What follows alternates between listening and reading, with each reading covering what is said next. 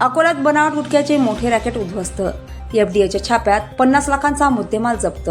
मुख्य आरोपीसह तिघांवर मकोकाची टांगती तलवार.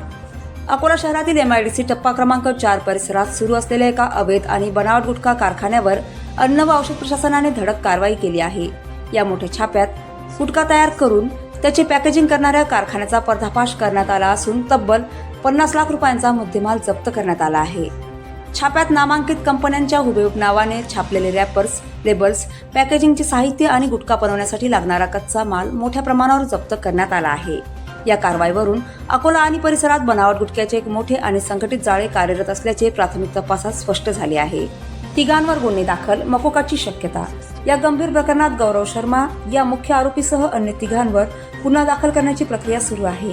या गुन्ह्याची व्याप्ती आणि गांभीर्य पाहता आरोपींवर महाराष्ट्र संघटित गुन्हेगारी नियंत्रण कायदा मकोका अंतर्गत कठोर कारवाई केली जाण्याची दाट शक्यता विश्वसनीय सूत्रांनी वर्तवली आहे.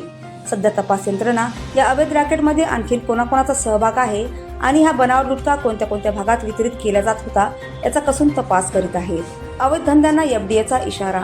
भेसळयुक्त आणि नागरिकांच्या आरोग्याशी खेळणाऱ्या बनावट उत्पादनाविरोधात अन्न व औषध प्रशासनाने सध्या तीव्र मोहीम उघडली आहे. अकोल्यातील कारवाई त्याच मोहिमेचा एक महत्त्वाचा भाग मानला जात आहे. भविष्यातही अशा काळ्या व्यवसायांवर कठोर कारवाईचा बडगा उगारला जाईल असा स्पष्ट इशारा प्रशासनाने दिला आहे. इंडिया न्यूज R7 उपसंपादक मोहम्मद रिजवान सिद्दीकी, अकोला.